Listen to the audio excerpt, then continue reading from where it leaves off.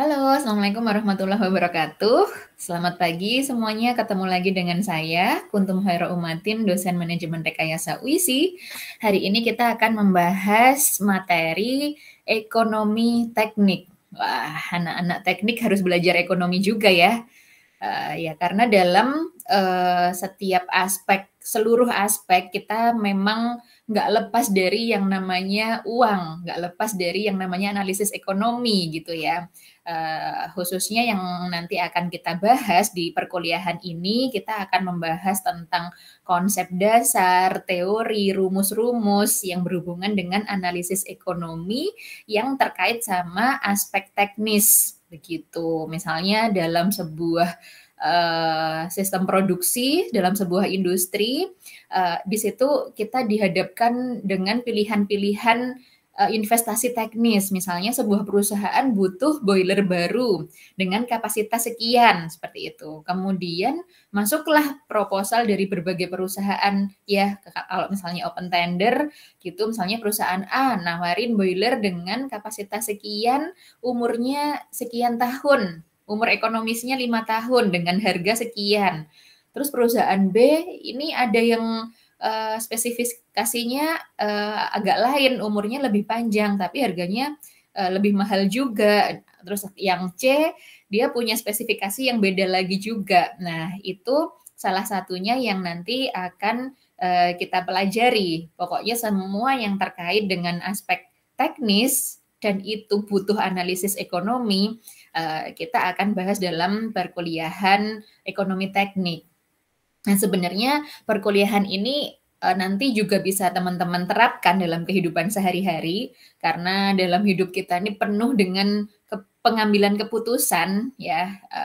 Semua orang itu pasti punya keinginan, pasti punya tujuan-tujuan, pasti punya target yang ingin dicapai, dan itu banyak terkait dengan nilai uang seperti itu. Misalnya teman-teman berencana untuk beli mobil, berencana untuk punya rumah, berencana untuk menikah mungkin ya, dan itu semuanya butuh uang yang dikeluarkan, butuh investasi. Nah, dalam perkuliahan ekonomi teknik ini bisa juga untuk menghitung yang seperti itu keputusan ya. Misalnya sekian tahun lagi punya keinginan A, berarti berapa yang harus disisihkan sekarang, berapa yang harus ditabung, dan sebagainya dan sebagainya. Jadi all about analisis ekonomi. Terkhusus kalau ini karena judulnya ekonomi teknik, maka ini banyak membahas aspek teknis. Baik, mungkin ini saya akan share screen ya mengenai apa aja yang bakalan kita pelajari dalam 16 pertemuan ke depan. Ya. Oke, jadi kita akan membahas topik-topik ini ya teman-teman semua. Jadi mulai dari hari ini pengantar, kemudian dilanjutkan dengan konsep nilai dan biaya, ya apa aja jenis-jenis biaya, kemudian konsep nilai itu seperti apa, kemudian dilanjutkan dengan konsep arus kas atau cash flow, ya karena ini berkaitan ada durasi ya, misalnya investasinya nih harus ada mesin ini tahun depan gitu. Berarti dalam waktu setahun ini apa yang terjadi? Misal atau mesin itu punya umur 5 tahun. Sehingga dalam waktu 5 tahun itu biaya-biaya apa sih yang muncul begitu ya. Apa namanya ketika di situ ada investasi, kemudian butuh biaya apa lagi? Misalnya biaya pemeliharaan, terus biaya apa lain-lain yang muncul di situ, muncul yang namanya arus kas. Nah, kemudian kita juga akan belajar rumus bunga karena semua yang berhubungan sama ekonomi itu nggak lepas dari bunga ya. Pasti ada hubungannya sama bunga, dan bunga itu mempengaruhi ya kan, ketika kita investasi misalnya melakukan pinjaman di bank ada bunganya, sehingga nanti mempengaruhi perhitungannya.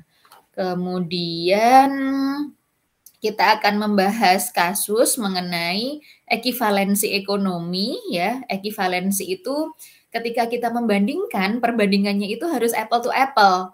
Ya, harus fair, harus dalam stat yang sama begitu ya. Jadi misalnya kita nggak bisa membandingkan, kalau ini ngomongin mesin lagi ya, kita nggak bisa membandingkan mesin yang umurnya udah 3 tahun yang lalu sama mesin baru. Ya otomatis harga berbeda, performansi berbeda, dan sebagainya. Sehingga kalau misalnya kita nanti mau membandingkan dua hal ini, kita harus tarik dalam satu titik yang sama, diekivalensikan. Jadi misalnya yang 3 tahun lalu, itu kalau dihargai sekarang, itu harganya berapa? Nanti ada tekniknya tersendiri mengenai ekivalensi. Kemudian, seperti biasa di pekan ke-8 kita ada evaluasi tengah semester, ini berupa ujian tulis ya. Nah, kemudian di pertemuan ke-9, kita akan belajar lebih dalam mengenai dasar-dasar pemilihan alternatif teknis. Ya, jadi kalau misalnya nanti ada beberapa alternatif ya proposal yang masuk, itu cara memilihnya yang terbaik itu seperti apa, gitu. Nah, kemudian, di pekan ke-10 kita akan belajar metode pemilihan alternatifnya, ya. Jadi ini ada beberapa metode yang sering dipakai untuk menilai kelayakan, itu adalah, NPV, Net Present Value, ya. Jadi nilai uang sekarang. Lagi-lagi ketika yang namanya investasi bisa jadi jangka panjang kan, bisa jadi sampai 10 tahun. Nah, itu kalau misalnya, kita hitung NPV-nya atau nilai sekarangnya itu berapa. Kemudian internal rate of return, IRR. Ini membahas mengenai rate of return atau pengembalian dari sebuah investasi. Yang namanya orang investasi kan pasti mengharapkan return ya atau pengembalian. Jadi kalau misalnya investasi 100 juta, pinginnya nanti dalam sekian periode pinginnya 100 juta itu nambah gitu kan. Nggak mau kan kalau berkurang kayak gitu. Kemudian metode yang ketiga itu ada payback period atau jangka waktu pengembalian. Jadi misalnya investasi 100 juta, nanti bisa kembali dan menghasilkan return itu dalam berapa tahun sih. Nah, seperti itu. Kemudian di pekan ke-11 kita akan belajar mengenai benefit cost analysis, benefit cost ratio. Ini adalah parameter evaluasi ekonomis proposal teknis untuk sektor publik. Ya, jadi kalau sektor publik, publik itu misalnya jalan, jembatan, terus apa-apa ya yang digunakan oleh publik ya, transportasi dan lain-lain, itu indikatornya bukan lagi profit seperti perusahaan, tapi indikatornya adalah benefit. Nah, kita nanti akan mempelajari apa sih bedanya profit dengan benefit gitu. Kadang karena benefit ini nggak selalu dirupakan dalam bentuk uang, ya bisa jadi benefit itu dalam bentuk yang lain, misalnya kayak jalan tol, benefit-nya adalah menggabungkan 2 kota yang sebelumnya jarak tempuhnya harus 1 jam karena jalannya rusak, dengan ada jalan tol itu cukup 15 menit. Nah, dari 1 jam ke 15 menit itu benefit yang nanti, kita perlu rupakan ke nilai uang juga, seperti itu. Kemudian di pekan ke-12 kita akan belajar analisa sensitivitas, BEP, break even point, dan resiko. Jadi ketika keputusan sudah diambil, seberapa sensitif sih ini keputusan ini bisa berubah begitu. Jangan-jangan nanti kalau misalnya kondisi ekonomi sedang jelek ya, misalnya ada inflasi yang naik gitu, ternyata yang tadinya keputusan layak jadi nggak layak, kayak gitu. Nah, kita perlu untuk menghitung itu. Kemudian dilanjutkan minggu ke-13 kita akan belajar analisa ekonomi yang terkait faktor depresiasi. Ya, ini kalau tadi kita bicara tentang aset misalnya investasi, mesin dan sebagainya, itu pasti terdepresiasi ya. Jadi pasti nilainya itu turun tiap waktu. Nah, ini yang perlu kita perhitungkan juga. Jadi misalnya kita punya laptop nih, laptop harga 5 juta. 3 tahun lagi gitu ya, 3 tahun lagi ini harga laptop ini kan nggak mungkin tetap ya, karena performanya udah turun, harga udah turun. Nah, dia terdepresiasi. Seluruh produk, barang ya, seluruh barang itu pasti terdepresiasi. Kecuali aset ya, tanah itu nilainya pasti naik. Tapi kalau yang lain, yang ketika umurnya bertambah, dia harganya berkurang, itu namanya depresiasi. Nanti kita akan pelajari lebih lanjut. Kemudian di pekan ke-14 kita akan belajar analisa penggantian ekonomis begitu. Jadi ketika tadi sudah investasi, kita analisa gitu, kapan sih waktu yang tepat untuk mengganti gitu ya. Belum tentu harus nunggu rusak dulu begitu. Karena biasanya misalnya mobil nih, mobil umurnya udah 5 tahun, kemudian di umurnya yang udah 5 tahun ini kebutuhannya ternyata jadi banyak banget, sering maintenance, sering rusak, sering masuk bengkel, kayak gitu. Kemudian di sisi lain ada tawaran mobil baru misalnya yang lebih baru meskipun dia lebih mahal tapi nggak butuh biaya operasional yang banyak seperti itu. Misalnya bensin lebih irit, nggak butuh masuk bengkel dan lain sebagainya. Nah, nanti kita cari waktu yang tepat untuk mengganti itu kapan, ya. Seperti itu kita pelajari di analisa penggantian. Kita nanti di sepanjang perkuliahan ini juga akan menggunakan Excel ya untuk perhitungan ekonomi tekniknya untuk memudahkan perhitungan. Dan ke pekan ke-16 seperti biasa ada evaluasi akhir semester yang sifatnya juga berupa ujian tulis. Baik, jadi materi-materi tadi kalau misalnya digambarkan dalam sebuah bagan itu seperti ini ya. Jadi di sini teman-teman yang mengambil mata kuliah ekonomi teknik ini harus udah mengambil pengantar ilmu ekonomi dan estimasi biaya. Karena ini nanti penting untuk dasar yang selanjutnya gitu ya. Kemudian ketika nanti sudah tahu dasar-dasarnya bunga itu seperti apa, sudah tahu cara mengekivalensikan, udah tahu pengaruh inflasi, udah tahu dasar-dasar teknik membandingkan alternatif investasi. Nah, ini nanti bisa kita terapkan untuk macam-macam, mulai dari untuk menganalisis penggantian tadi, kemudian bisa kita gunakan untuk membandingkan alternatif proposal investasi. Kemudian bisa kita gunakan untuk mengevaluasi layanan publik tadi ya, yang bukan profit tapi yang layanan publik. Kemudian bisa kita gunakan untuk menganalisis optimasi, break even point, dan sensitivitas. Kemudian di tahap selanjutnya ada depresiasi, pajak, kemudian sampai yang terakhir ini ujungnya atau tujuan dari perkuliahan ini adalah memilih teman-teman bisa untuk memilih alternatif investasi yang terbaik begitu.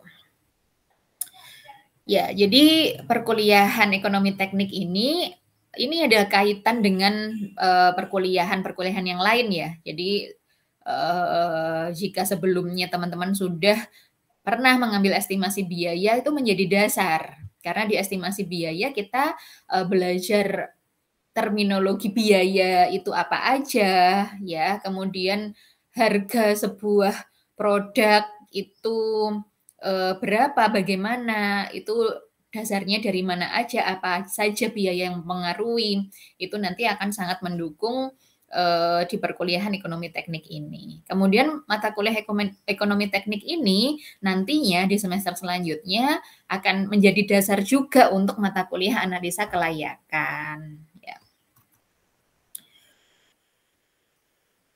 Oke. Jadi ini ada beberapa software pendukungnya, cuman yang paling banyak kita pakai dalam perkuliahan ini adalah, Excel, ya. Baik, sekarang kita lanjutkan mengenai, dasar ekonomi teknik ini. Ya, kenapa sih orang-orang atau engineering itu butuh analisis ekonomik begitu ya? Kita bisa lihat dari bagan ini begitu. Ketika sebuah apa namanya, investasi teknik begitu ya. Teknik itu berhubungan sama efisiensi, di situ ada output per input seperti itu. Kemudian, aktivitas teknik ini digunakan untuk produksi atau konstruksi ya misalnya. Nah, di situ, pasti berhubungan dengan, ekonomik, ada hubungannya sama ekonomik ya. Kalau ekonomik itu berkaitan sama biaya, sama berkaitan sama worth it nggak sih, kayak gitu. Nah, ini nanti kita akan gabungkan gitu, keinginan karena kalau misalnya diturutin keinginannya manusia itu pasti nggak terbatas, ya kan? Teman-teman misalnya dikasih uang, 1.000.000 gitu, mungkin nanti bisa jadi ketika uangnya datang beneran jadi kurang lagi, keinginannya lebih banyak lagi, seperti itu. Nah, ini proposal teknik, di bidang teknik tuh pasti pengen yang terbaik juga gitu ya, spesifikasi paling baik, kualitas paling baik, begitu ya, efisiensi paling tinggi gitu. Tapi, di situ ada constraint biaya, ya perusahaan punya constraint biaya ketika yang bagian produksi pengen, "Nih aku pengen mengusulkan proposal yang paling mahal nih seperti ini." Nanti pasti dievaluasi di tim keuangan kan, "Wah nggak bisa, kita nggak punya uang segitu," gitu ya. Nah, jadi perlu untuk disesuaikan berapa kemampuan kita dengan, berapa yang atau apa yang diinginkan. Kita cari trade off-nya. Jadi tengah-tengahnya gimana sih yang, keputusannya udah oke, udah baik, secara ekonomi worth it, tapi secara engineering juga baik. Nah, itu yang diharapkan di ekonomi teknik ini. Ya, ini adalah proses-proses engineering-nya, dimulai dari pertama, ini sama ya bagan yang atas dengan yang bawah, ini kalau digambarkan ketika ada desain teknis, di situ ada penentuan tujuan, ya kita misalnya mau, propose apa, misalnya tadi balik ke contoh boiler tadi, propose boiler. Terus, identifikasi faktor strategisnya itu apa?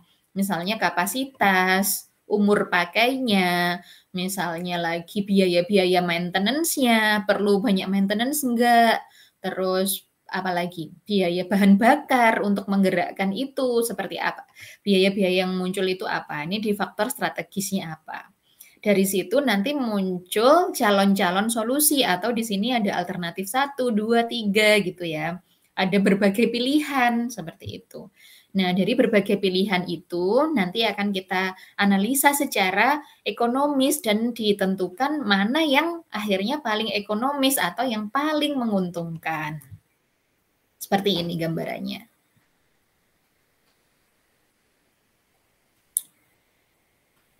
Oke, jadi konsep dasarnya ini, untuk menilai keputusan ya. Jadi keputusan itu bisa ya atau tidak.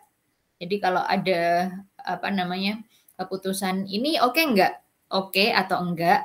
Atau yang kedua itu keputusannya berupa pemilihan alternatif terbaik. Jadi di situ ada banyak alternatif, kita pilih satu yang terbaik. Nah, kalau misalnya mau memilih yang terbaik, apa sih yang perlu diperhatikan dalam evaluasi kinerja ekonomi? Nah, berikut ada 5 ya indikator yang harus diperhatikan. Yang pertama adalah estimasi biaya investasi yang harus dikeluarkan. Jadi pertama kali investasi itu butuh berapa sih? Gitu. Kemudian yang kedua, estimasi biaya operasional dan perawatan di tahun ketika proyek udah mulai beroperasi. Ya, jadi nggak hanya investasi awal, tapi selama dia berjalan itu pasti ada biaya operasional dan perawatan yang terjadi. Nah, terus yang ketiga, estimasi nilai sisa sistem. Ya, jadi nanti di akhir ketika proyek udah selesai, ini mesin ini itu ada nilai sisanya enggak gitu. Nilai sisa itu ketika misalnya proyeknya 5 tahun. Nah, tahun kelima ini mesin ini masih bernilai enggak? Nah, itu juga perlu kita pertimbangkan. Terus yang keempat itu estimasi lamanya sistem beroperasi. Nah, ini penting banget dalam analisis ekonomi begitu ya. Umur ekonomisnya berapa? Ya, jangan sampai kelihatannya murah ternyata umur ekonomisnya pendek gitu ya. Jadi lebih worth it yang harga mahalan dikit tapi umur ekonomisnya panjang. Seperti itu. Jadi periode atau umur ekonomis ini sangat penting. Terus yang kelima adalah estimasi tingkat suku bunga yang menggambarkan nilai uang dari waktu ke waktu. Ya, tadi udah dijelaskan bahwa memang nilai bunga ini sangat penting dalam ekonomi teknis. Kemudian konsep dasar selanjutnya adalah konsep biaya. Ini nggak dibahas lagi karena teman-teman sudah mendapatkannya waktu di kelas estimasi biaya ya. Tentang jenis-jenis biaya, ada life cycle cost, masih ingat nggak? Operational and maintenance cost gitu ya. Kemudian direct cost ya, indirect cost, overhead, dan lain-lain ini sudah kita bahas. Oke, kemudian suku bunga, oke. Nah, kemudian konsep dasar selanjutnya adalah time value of money. Ya, di konsep ekonomi teknik ini yang paling penting itu adalah time value of money ya. Jadi nilai uang itu value-nya itu berubah-ubah sesuai dengan waktunya. Seperti itu ya. Jadi misalnya kalau teman-teman misalnya waktu SMA beli apa namanya 5.000 begitu ya. 5.000 itu bisa untuk sarapan sarapan apa ya dulu ya waktu SMA yang ini oke gitu misalnya sarapan penyetan gitu 5.000 udah dapat banyak banget gitu ya. Tapi sekarang misalnya 5.000 itu ternyata nggak bisa dapat lauk ikan misalnya. Kalau mau lauk ikan harus 10.000 seperti itu. Udah nggak boleh 5.000 gitu ya. Jadi nilai uang itu sangat berpengaruh ya terhadap waktu, kapan itu terjadi. Dan pasti value-nya itu akan beda-beda. Jadi nggak bisa disamakan, misalnya investasi ini sama-sama butuh 1 M. Nah, tapi 1 M sekarang sama 1 M 5 tahun mendatang, harga ininya udah beda, value-nya udah beda.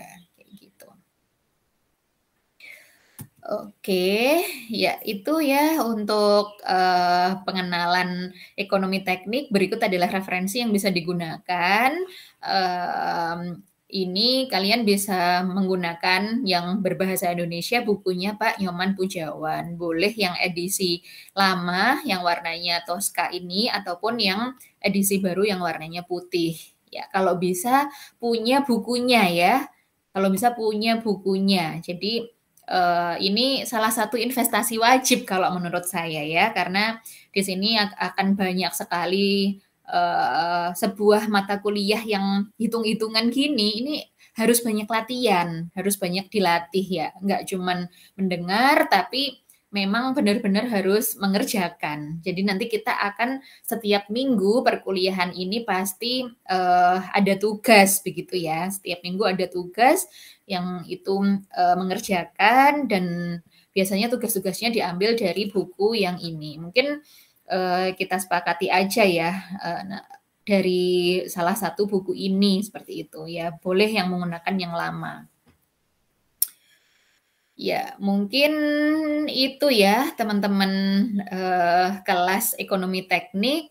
Ya, jadi prinsipnya sebelum kita akhiri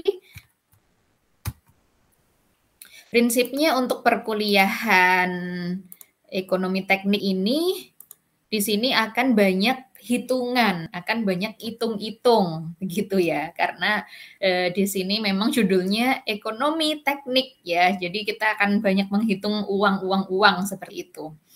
Dan, eee, di sini nanti akan banyak latihan-latihan, ya, latihan-latihan yang harus kalian kerjakan setiap minggunya, ya, dan untuk penilaian juga, diambilkan dari tugas ya. Jadi ada nilai tugas, nilai UTS, nilai UAS, ya, ada kuis, dan ada keaktifan. Ya, jadi silahkan be aktif, tanya aja kalau misalnya ada yang nggak paham, kemudian, dikerjakan seluruh tugasnya, ya. Jadi, persentasenya biasanya sama, tugas, UTS, UAS itu 30%, kemudian kuis, dan keaktifan 10%.